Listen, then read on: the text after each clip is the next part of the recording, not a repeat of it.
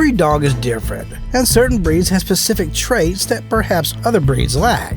Some small dogs will be more suited to an active lifestyle, but if what you're looking for is a low-key and easygoing companion, then consider one of these easygoing small dog breeds.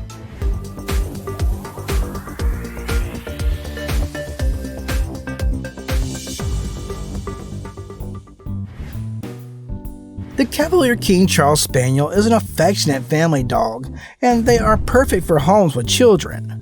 Their small size makes them an easy pick for smaller homes, and they pick up on training quickly.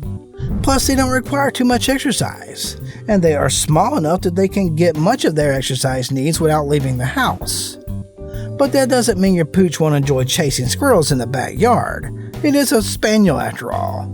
Just make sure it's securely fenced. They also can't handle playtime that is too rough though, so be careful with children and larger dogs. Formerly known as the King Charles Spaniel, the English Toy Spaniel is the ancestor of the Cavalier King Charles Spaniel. The latter was an effort to de-pug the breeds, as mixing dogs with pugs or Chinese chins was popular in the 18th and 19th centuries. These small dogs were popular pets among British royalty. Queen Elizabeth's physician actually referred to the English Toy Spaniel as Spaniel Gentle, otherwise called the Comforter. They were bred to be comforters, or more precisely, they were bred to be lap warmers, who would ride along with noblewomen as they rode in their carriages. These royal roots of being bred to sit in laps have made both breeds laid-back, easygoing small dog breeds, who make excellent companions for families and singles alike. A dog that is named Spaniel, but is in no way related to Spaniel breeds, is the Tibetan Spaniel. But it does sort of look like a Spaniel, and it's actually from Tibet. The Tibetan Spaniel is a true companion dog. Having been developed as a companion dog by Tibetan monks, they are emotional and empathetic to the needs of their owners, and are a social breed that needs nearly constant contact with their people. Fun fact, not only was the Tibetan Spaniel prized as a pet and companion, but it was also a useful member of the Tibetan monastic life. The little dogs would sit on Tibetan monastery walls, keeping watch over the countryside. The Frenchie is basically a smaller version of an English Bulldog, but with big bad ears. And just like the Bulldog, the French Bulldog is a happy and sweet dog who likes to hang with people. Plus, they don't need a whole lot of exercise, which means they're great for city or apartment living.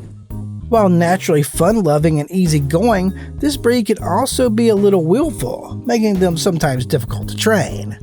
It's not an undoable task, but it does require patience and a bit of willfulness of your own. Check out the differences between French Bulldogs, Boston Terriers, and Pugs in the link in the description.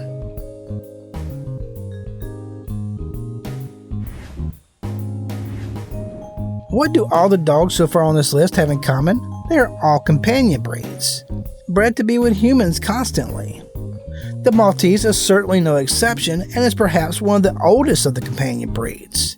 In fact, it's such an old breed that we're not quite sure exactly how old it is, but most agree it has been around longer than Christianity. The small dogs happily sat on laps of ancient Greeks, Romans, and even Egyptians. The dog's likeness has been found on ceramics and other pieces of artwork in Egypt and in Greece, where owners would construct elaborate tombs for their deceased canines. It's even believed they were fed from gold dishes. The Maltese was quite the royal. Today, the Maltese is a friendly, playful small dog who enjoys playtime, but also doesn't mind spending a day cuddled up on the couch binging 19 seasons of your favorite show on Netflix. The dogs were specially bred by Roman emperors to have that white coat we know today. The color white was sacred to the Romans, who wanted their pets to exhibit an air of divinity. Plus, they don't shed, so that long white hair won't get all over your sofa. The Pekingese doesn't ask for much to stay healthy. A small amount of food and treats and short walks will suffice for this smooshy-faced companion dog. Pekingese are active, but they won't wear you out with long walks or play sessions. The Pekingese was bred to be companions of Chinese emperors and were a fixture in their royal palaces, and they haven't changed much since then. They're great at staying inside and being treated like royalty. They have a dignified air about them, which can make them a bit stubborn, but the Pekingese is a great guard dog. The Pekingese loyalty is not to be tested, as they'll defend their owners to the death, so you'll have no worries while you binge an all-night Forensic Files marathon. The final dog on this list is the relative newcomer to the world of easygoing companion dogs.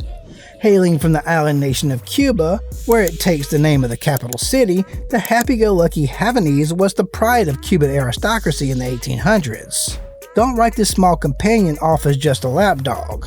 The Havanese is trainable and surprisingly energetic, and they've excelled in dog sports and canine careers ranging from circus performer to assisting people with disabilities. They adore their humans and don't handle long periods of time left alone at home. This is a dog that needs constant companionship. If you want to check out more small Velcro dogs, there are links in the description. Might as well check out some of these videos while you're at it and smash that subscribe button for future uploads. And as always, catch you next time.